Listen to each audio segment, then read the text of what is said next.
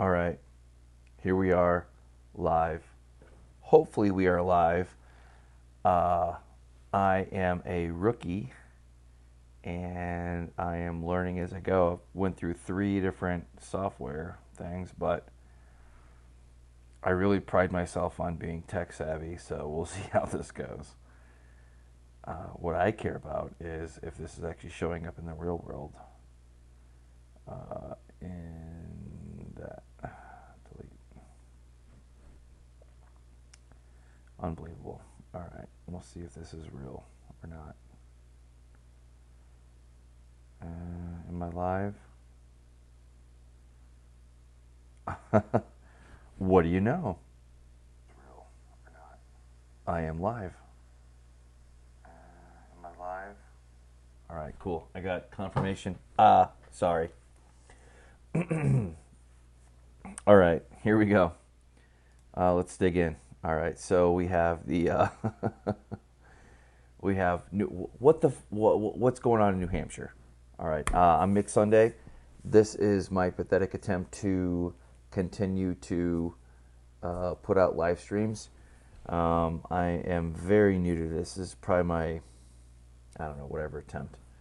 Been a decade in the making. Doesn't matter. What is important is what I want to cover today. And we have live results, as it were. And I just want to tell you guys that what do we find out tonight? New Hampshire. Awesome, awesome, awesome turnout. Well, turnout is one thing. I'm just happy that my fellow Americans, and I'm an independent, which means I have my own jackass opinion on things. I usually prefer to pick the best person for the job. Having said that, this is very important to me to express my opinion. I served in the military for a very long time. And what's the point of serving if you don't use your voice to express it? Aside from that, voting, the political process, never mind the division out there, never mind anything else, never mind if you hate Trump, love Trump, or a Democrat or not a Democrat, whatever. What's important to me is that you have the ability to go outside your house, go to your polling station, your polling location, and vote. That is the only thing that I care about. I believe America is a great and powerful, beautiful nation. We have our faults. We hopefully learn from our mistakes.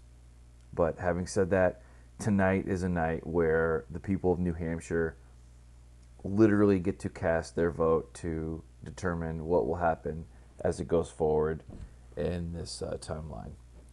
I want to go over 2016, 2020 today, see what the differences are. I am a little bit tired. It's probably the 3rd or 4th time that I put this out. It is what it is. As any grown adult who logically would parse politics, I am going to be drinking a little bit of wine. And I may vape on the side here or there, but it is what it is. I'm human. So anyway, what's the big story from tonight? I just want to quickly cover what's going on. 87%, 90% in. Not quite 90% going on into this. And it is 12:46 a.m. UTC. It is 6:46 in the morning. That's important, maybe.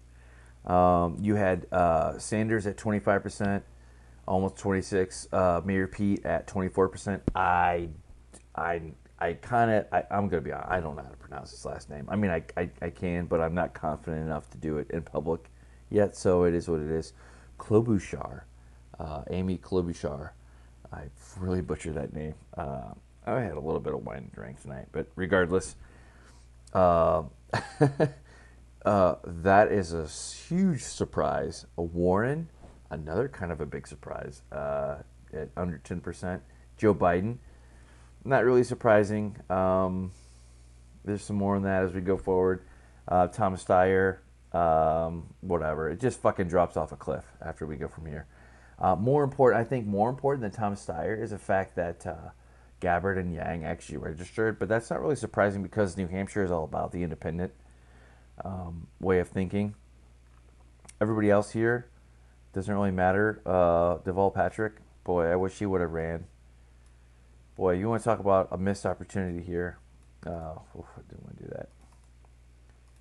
Go back in time. All right. Anyway. That's neither here. That's just my my wanderlust for wandering around. Anyway, remember, not all who wander are lost. No different than any other person in that realm. So you have these counts here. All right, here's why this is important.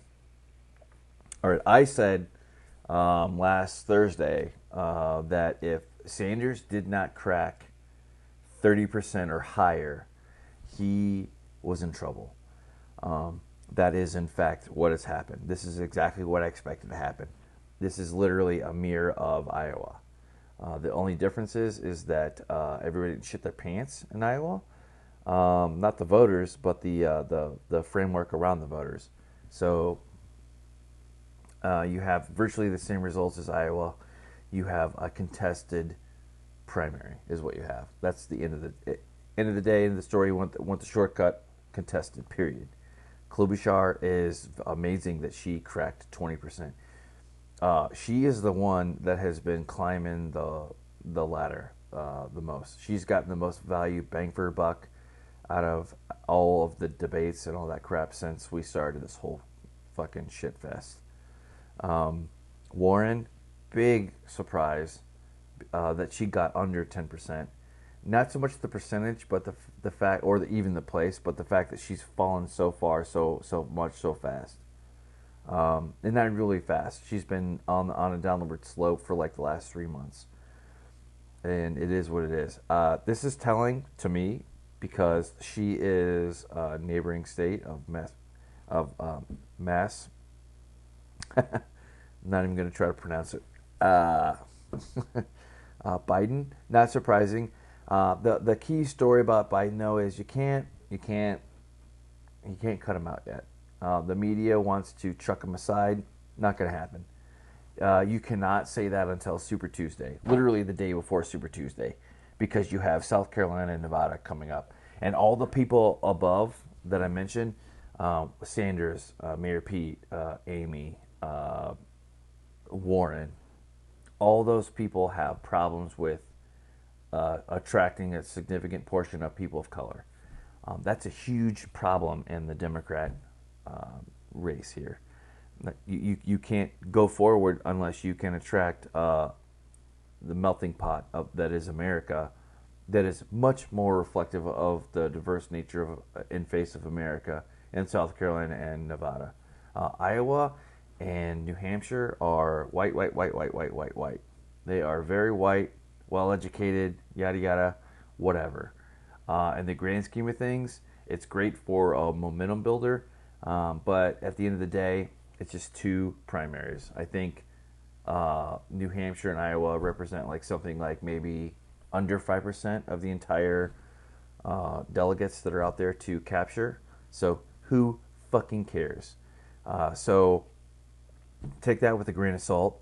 So Sanders supporters, I'm going to come back to you in a minute and why you should be very worried and very concerned for your candidate and why he's not cutting the mustard.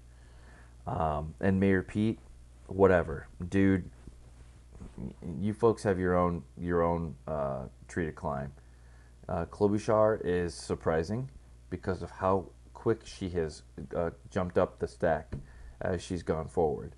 Warren, unfortunately, the epithet, the eulogy that people will be giving very shortly will be, Warren could have been something better than what she is today. The problem I see with Warren, from my perspective as an independent, is that, and I have been very hard on her. I've ridiculed her campaign as being one of snake lying multiple times, as to going forward as to her past, to her present, and her future. she seems to have a problem with the truth.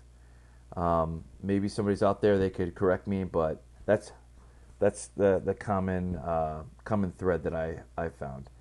And Pocahontas, whatever you want to call her, Snake, your hero, your heroine, whatever, um, she ain't getting anywhere quick, and that doesn't look like it's going to change anytime soon going forward in any of the states. The rule of thumb that I've applied to these has been basically take the last 3 months of polling data, put it all together, and you have today's results. Nothing's changed, and I really like to adhere to that because what goes on yesterday and today is more than likely, if you're a realist, indicative of tomorrow. So if you have tight polling with 5 people up on the board and nobody's really standing out, you're going to have that going forward. And the only difference is that you're going to see going forward for a more contested convention is going to be Biden jumping up in South Carolina, presumably, and Nevada, and Sanders kind of hanging in there, and Mayor Pete going way down. It's going to be his turn to go down to third, fourth, and fifth place. Warren's going to sink further. Klobuchar is more of the wild card. Kind of doesn't matter because she's not going to get enough delegates to make a difference. But again, these are early stages. Let's tackle this. Sanders, why is he knocked out? Why is he not a non-event in this entire scheme? Even though yesterday and today would have you believe that he is the front runner. Going forward, as it stands, I don't think he makes any bit of a difference. I don't think he matters at all in the Democratic primary at all. I don't think he's going to register at the end of the day. I don't think it's going to make any difference. And I say that because his strength should have been this state. This state is where he needed to perform like he performed against Clinton. In 2016, he got 60% of the vote total. Absolutely wild card. He blew it out of the water. The week before this, in 2016, he got half. It was virtually a tie between him and Clinton. So for him to get 25% in New Hampshire, of all places, is telling that he does not have the consensus building apparatus, as it were, to continue forward. Which means that whoever the eventual front runner will be can completely disregard, in my opinion, completely disregard him and his supporters. They can chuck him out the fucking window.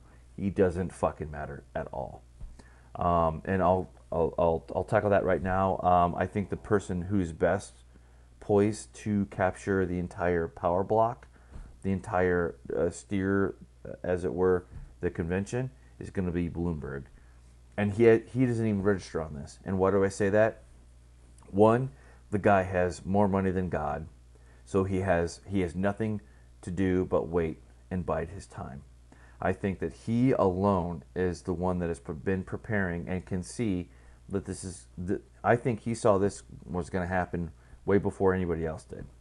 And I'm a nobody, but I think that he is going to take advantage of this entire game.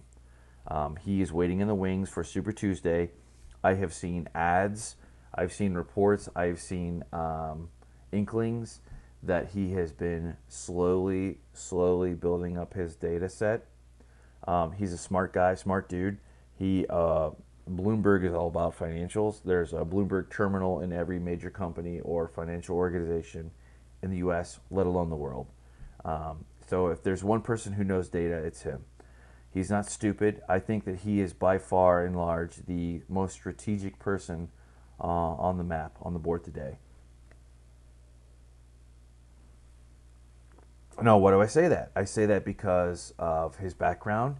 He knows what he can do. I think that this is the spectrum of Bloomberg from my point of view. At the very least, you have somebody who is going to capture enough delegates to weigh in on who the leader is. That's his fallback plan. That's what I think. At best, he's going to capture more delegates than anybody else, and he's going to be the de facto nominee. I don't think anybody sees this coming. I don't think anybody predicts this. This is what I'm going with. This is what my gut says. Again, I'm a nobody, but I am definitely a political nerd, and this is my Super Bowl. When this time of year comes around, this time of season comes around, I should say, the cycle, I'm all about it. Doesn't matter if it's Republican or Democrat. I'm not going to lie, some of the Democrat debates have been very, very boring. I used to pride myself on being able to watch every single one. That's not the case nowadays because I can't. I just can't do it. Once you hear Bernie Sanders rattle on for the fifth, sixth year in a row of his same stump speech, you get it. I got it. Free shit for everybody, whatever. Mayor Pete, he's kind of surprising. You know what, though? He's going to run aground. He is going to run aground in South Carolina and Nevada. Unless the polls change between now and then, next week, he's in big trouble. He cannot capture enough minority vote to make a difference. Klobuchar, I don't know. She is really the only question mark that I don't have pegged. Warren, again, kind of going back over this again and again and again. You see these folks. Biden, don't count him out.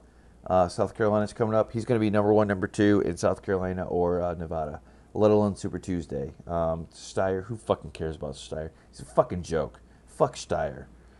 So if you're a Steyer supporter, and I'm saying it with a hard fucking German accent here, I apologize. It's just my Latin German classes coming out here. Gabbard and Yang, not surprising. Whatever. They're not going anywhere. Well, let's take this total out. You got 70, 55, 25, yada, yada, yada. Oh, well, check this out. I broke it down. So in 2016, and just so we can see this here, this is the non-believers. If they can see, I'm trying to make it go bigger, but it's not. If you can't see it, that's fine. You have Sanders that got 60. This is 2016, apples to apples. The only difference is time and candidates. 151,000 votes. 60,000. 60% of the vote he got. Clinton got 95. He fucking whooped her ass. And I remember this as a Sanders supporter. I was happy about this. I think, boy, times have changed. Going over to the left, well, we'll hold that off to the next side. We might not even touch that. So the total turnout, I had it. I only counted Clinton and Sanders. You have almost 250,000 people, and if you go back over here, sure enough, they already did the math. 250,000 people turned out to vote in 2016 for the New Hampshire Democratic primary. All right. Well, what about today? Well, you have it right here. You have about 17,000 more people turned out to vote in the in today's primary. That's where we're at. So essentially, it's the same. I mean, it is the same. You could easily say that's the same. You have your broke out your vote totals. I have it much bigger and enlarged for everybody to see. Sanders, Mayor Pete, Klobuchar, Warren, Biden, Steyer, Gabbard, Yang. Nothing to write home about. For a difference of about 20,000 folks. Maybe 25,000 when it's all said and done. Excuse me, I apologize, I am burping. What do we have in here? Let's refresh it here. Fuck it, we'll do it live. 87%. So whatever. You're not going to get. This is pretty much locked in. What does this have to do with today? Man, we have a race. Basically, to me, if you want to boil it down to the message of the day, the news item of the day, it is that people are not quick to move away from their guy, their gal. So nobody is moving in one direction or the other than staying put. And you could have ripped the headlines out of the poll, ripped the polling out of 2 or 3 months ago, and you would have landed exactly where you are today. I don't think this is going to change between now and Super Tuesday. again, I think the bigger effort that everybody's overlooking, that nobody's talking about, is Bloomberg. I think Bloomberg is the one who is going to make his move. He's been hammered a lot lately. I don't know who's putting that out, but they're smart. They're smart to constantly hammer him over stop and frisk. I have looked over opinion pieces from Sanders' camp, Mayor Pete's, Klobuchar. Well, not Klobuchar, but Warren's, and not Biden's. But those three folks that I mentioned are all dogging the hell out of him, and they're going to make him relive hell when he comes through. Should he want to be a factor in this whole thing? But again, the only other thing I wanted to say was the breakdown. The Democrats are still in trouble. And I say that because the turnout is about the same. It's virtually the same as it was in Iowa. 2016, mirror. Now, this is the second event that we have, so we can be a little bit more confident, but we still have to take everything with a grain of salt. So who knows? Maybe there'll be record-setting turnout in South Carolina or Nevada going into Super Tuesday. I don't know. Nobody knows. But I can tell you that it is surprising for the fact that where is that? Oh yeah. If we go up here and we see a Republican, you have this is actually more than when I started tonight. You have 87% in. You have 120,000 people who they didn't have any reason to come out and vote, but they did anyway. This alone is, I don't know.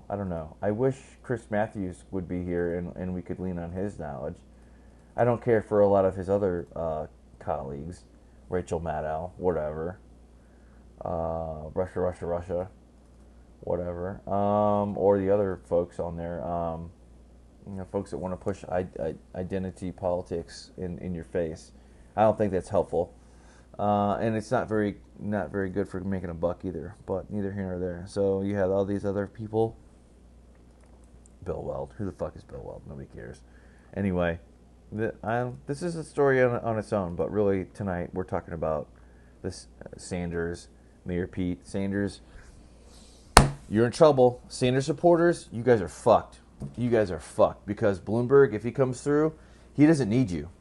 He's got all the money in the world. And all he needs to do is increase turnout. How does he do that? Well, all he's got to do is turn Act Blue and a bunch of other volunteer organizations and turn people out. That's it. Get them to register to vote. Again, as we go forward, I think I'll be proven correct in that assumption, in that hypothesis that Bloomberg is not. He's on the NFA team, not fucking around team. And the Sanders supporters, who fucking cares? You guys are like my way or the highway. I think Bloomberg is taking that into account, and I think he is the best strategy, the concept of playing the game at the highest level than anybody else. In Iowa, I made my Iowa broadcast. I said Sanders, Mayor Pete, everybody else was at like 20, 25,000. Maybe 30,000 feet. Well, Bloomberg is in orbit. All right, he's going to be the one that's going to have the strategy to win it all. Who knows? Again, this is Mick Sunday. Peace, love, chicken grease, have fun, whatever. I'm out.